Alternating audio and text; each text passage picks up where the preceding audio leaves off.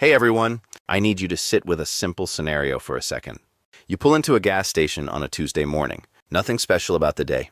You grab the pump, glance at the price, and you stop.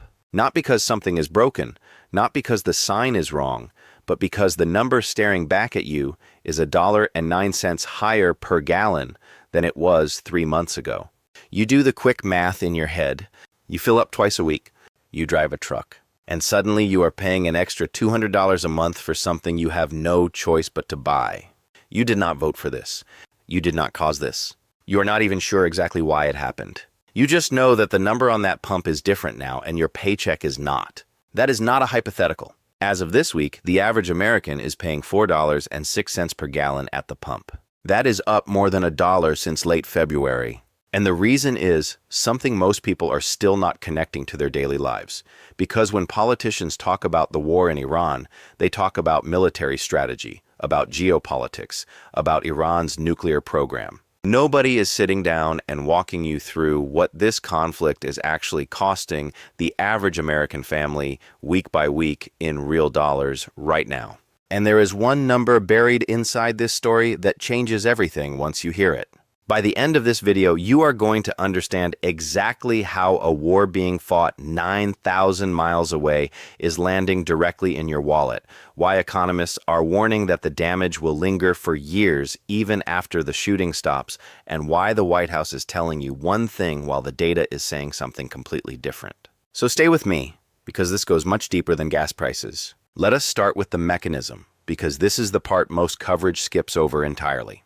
The Strait of Hormuz is a narrow waterway sitting between Iran and the Arabian Peninsula. At its narrowest point, it is about 21 miles wide. That is it. 21 miles, and through that 21 miles flows 1/5 of the entire world's oil supply. Every single day, roughly 17 million barrels of crude oil travel through that choke point in tankers. Saudi oil, Qatari liquefied natural gas, Emirati crude, all of it moving through a passage about the width of a small American county. When the United States and Israel launched strikes on Iran in late February, one of Iran's first retaliatory moves was to close that strait. Not damage it, not threaten it, close it.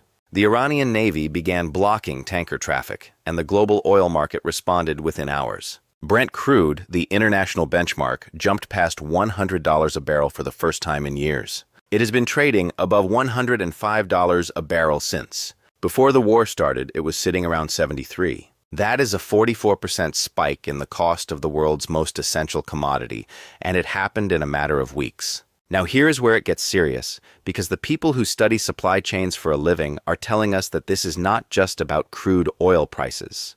This is about every single thing that crude oil touches. And crude oil touches almost everything. The diesel that moves freight across the country is derived from oil. The plastics in your packaging are derived from oil. The fertilizer that grows your food, a significant portion of it, relies on natural gas from the Persian Gulf. Qatar, which sits right on the edge of the conflict zone, is one of the world's largest exporters of liquefied natural gas. Several Middle Eastern countries have already suspended LNG production and shut down portions of their refineries. The economic damage to Gulf energy infrastructure alone is estimated to require $25 billion in repairs. That is not a future cost. That is damage that already happened. And the food angle is the one nobody is talking about. Fertilizer derived from Gulf natural gas was supposed to ship to American farms this spring for planting season. Those shipments have been delayed. Fertilizer prices are already spiking. Crop yields next year will depend on inputs that are currently stuck in a supply chain that runs through a war zone. A senior economist at EY Parthenon put it plainly, full normalization of energy supply chains will take time, and the lingering impacts will stretch well beyond the moment the guns go quiet. But let me bring this back to what you are feeling right now, because the White House has a very specific message about all of this, and it is worth examining carefully. A White House spokesperson told reporters this week that the economic disruptions from the war are temporary, that President Trump has always been clear about the short-term costs of what they are calling Operation Epic Fury, and that the American economy remains on a solid trajectory. That is the official position. Now let us look at what the actual data says, because this is the part that should give you pause. April's Consumer Price Index came in at 3.8% on an annual basis. That is the highest inflation reading since late 2023. The Federal Reserve's target is 2%. Scott Lincecum at the Cato Institute told CBS News that a key inflation gauge called the Personal Consumption Expenditures Index could hit 4% by the end of the year. 4%, double the Fed's target. That does not happen in a solid trajectory economy. That is an economy absorbing a significant external shock and struggling to process it. And the Fed is stuck. Interest rates are already elevated from the previous round of inflation fighting. Raising them further to combat this new wave of energy-driven price increases risks tipping the economy into a recession. Keeping them where they are risks letting inflation run hotter for longer. There is no clean move available. The Fed is watching a problem it cannot solve with the tools it has, and the people paying the price are the ones who cannot hedge their exposure. Now I want to zoom out because there is a pattern here that goes beyond the immediate price shock.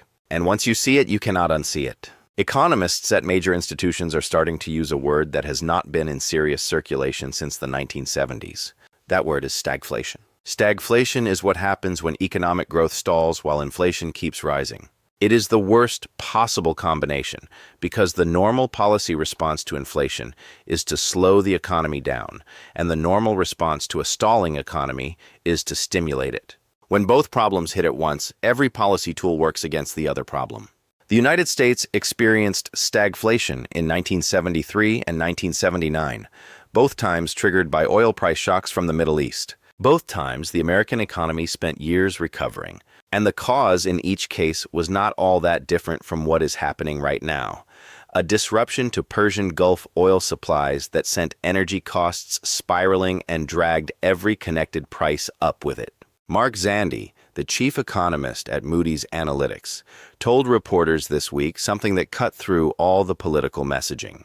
He said, "I think the damage has already been done, in part because there is no going back on oil prices, at least not any time in the near future." Read that carefully. Not that the damage might happen if the war continues.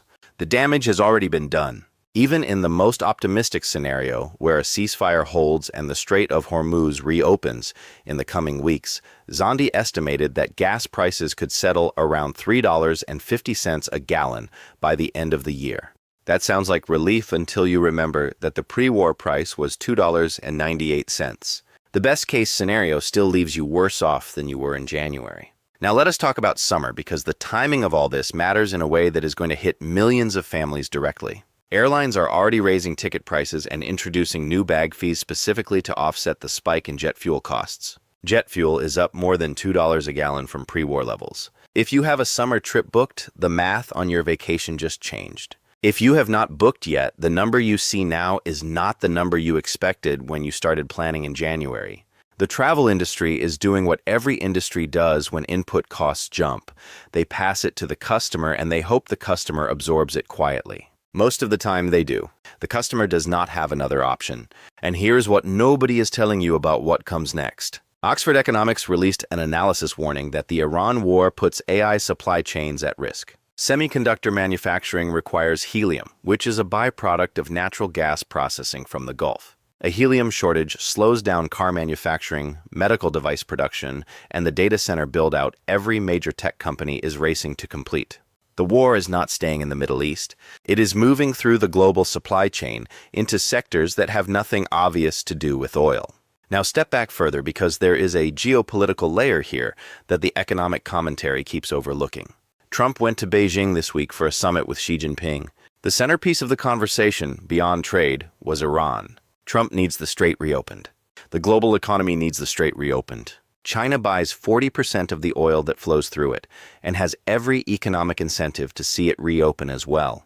But China also has a strategic interest in watching the United States stay bogged down in a conflict that strains American military resources and forces American attention away from the Pacific. So Beijing is offering vague cooperation without committing to anything concrete. Trump left China saying the two leaders feel very similar on Iran. Xi has not said that publicly. The two sides cannot even agree on what was agreed in their joint meetings. The Strait of Hormuz remains closed. Arab economists, including Qatar's energy minister, have warned that if the conflict drags on, Gulf exports could halt entirely. At $150 a barrel, gas in the United States does not settle at $4.50. It goes to $6. Groceries do not rise 3%. They rise 10. The economic model breaks down in ways that would take a decade to rebuild. Nobody in Washington wants to say that out loud. The IMF and Oxford Economics are already stress testing the scenario. The baseline assumes it does not happen. The contingency assumes it might. Every American household is carrying that risk gap right now without a clear accounting of what it means. So let us bring this back to the scenario we started with. The gas station, the pump, the number that stopped you cold on a Tuesday morning, that number is not an accident. It is the downstream consequence of a series of decisions: a war launched in late February, a strait closed in retaliation, a global oil market that repriced in hours, a supply chain that is still absorbing the shock 3 months later, and a political environment where neither side of the debate in Washington wants to give you a full accounting of the cost. The administration calls the disruptions temporary. The economists call the damage already done. The difference between those two descriptions is going to show up in your grocery bill, your gas tank, your summer travel, and eventually in the prices of goods that have nothing obvious to do with the Middle East at all. Here's the bottom line. A war being fought 9,000 miles away is not staying 9,000 miles away.